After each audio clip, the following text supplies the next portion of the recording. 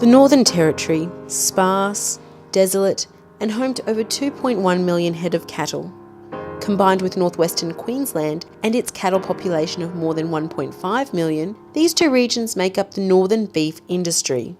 It is hard to believe that an industry with such a dense cattle population is failing. Unfortunately, this is the case, with beef producers forced to send their cattle up to 3,000 kilometres away for processing in either Townsville or another southern abattoir. These vast distances are necessary as there is no abattoir above the Townsville to Perth line. And with these great distances come great costs. Such expenses are taking their toll on beef producers who are now fighting to save their industry. Last month, Australia's largest beef producer, AACO, announced the location for its planned development of a local abattoir 50 kilometres south of Darwin. AACO Northern Territory General Manager Stuart Cruden says that a local abattoir would diversify the industry, a necessary change. The catalyst to this wasn't around the live exports being stopped, but I think what it has done is the awareness around being able to diversify if something happens to the live shipment trade is pretty important, and some of the criteria that have been suggested or talked about around live shipment, then that could result in more cattle being available for slaughter than currently are, and therefore yes, it would support in the future the need for a abattoir in the Northern Territory. What we're saying is that we believe we can be very competitive in processing cows that fall out of the specifications for the live shipment trade and supply as good a returns, if not better returns, by processing them in the Northern Territory rather than putting them on trucks, where cattle can lose between 5 and 9% of their body weight as they travel those sort of distances. Another unhappy beef producer is Rob Atkinson from Hewenden west of Townsville. 15 months ago, at a local AgForce meeting, Mr Atkinson said that the low cattle prices being offered by northern processors would send cattle producers broke. When other producers agreed, Mr Atkinson began a journey that saw him fly 3,000 kilometres in 3 days across various locations in Queensland. He spoke with 150 beef producers representing their 1.5 million head of cattle. Mr Atkinson said he knew then that there was enough support to form North Beef. North Beef has its sights set on building an abattoir somewhere along the Flinders Highway. Mr Atkinson says that competition will reduce the just 1 or 2 major monopoly players controlling the industry's cattle prices. It's all about competition. If you don't have plenty of competition in the marketplace, it doesn't really matter what industry you're in, you'll suffer, and beef producers have always been price takers, just like all primary producers have. We don't set the price. We're offered a price and you sort of take it or leave it from the processors, and it's just getting tighter and tighter at the farm gate. Inputs like fuel and infrastructure costs and everyday running costs just keep on going up and up. Mr Atkinson says that it's not only competition that would make the industry more profitable, but also exporting our beef from Townsville rather than Brisbane. I send a bullock into Townsville, and exactly the same bullock is sent in to Dinmore in Brisbane. The bullock killed in Brisbane will make about $100 a head more money back to the producer. And simply that's because all the beef processed in Queensland ships out of Brisbane. All the Townsville beef, when it's packed, it goes by rail or road to Brisbane.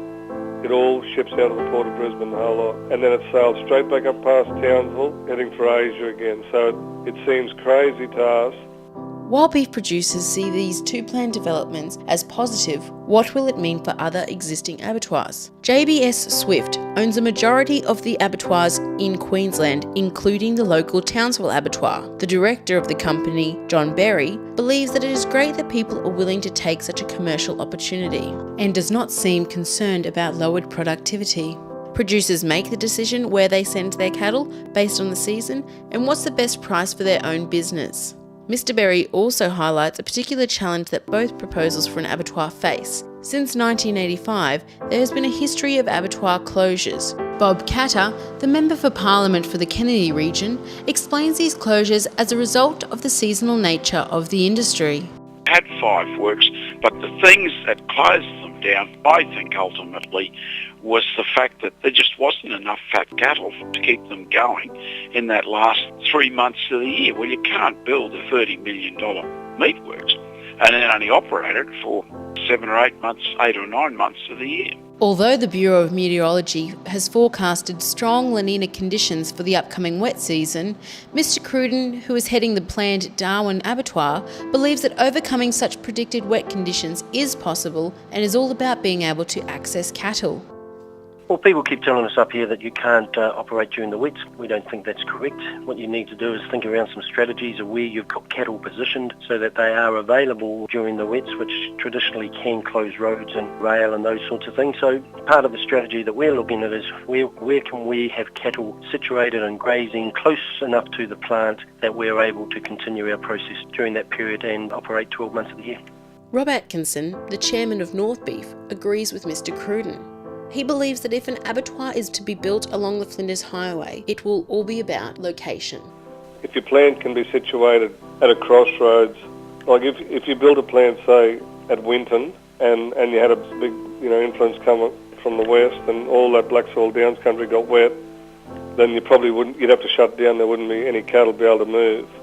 But if you had a plant at Charters Towers, and if you look at the road infrastructure, well, there's a whole different range of land types, so it's pretty important that geographically they look at location that isn't hindered if there's a big weather event. While there are obvious obstacles that are yet to be overcome, these proposals look to be necessary for the future of business in the northern cattle industry. So this is all just part of the diversification of our business, and we see some real advantages by being involved in an abattoir operation.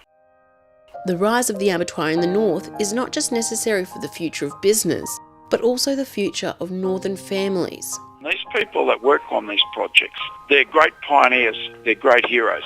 The Atkinsons were amongst the first 10 families to come and settle in North Queensland, and it amazes me that people like that, they have maintained that pioneering spirit right through to the present day and don't take lightly this proposal. It's a long way from achieving anything yet, but if you don't have a go, nothing's going to change. And we'll give it a good shot and see where we land. This is Megan Stafford reporting for JCNN.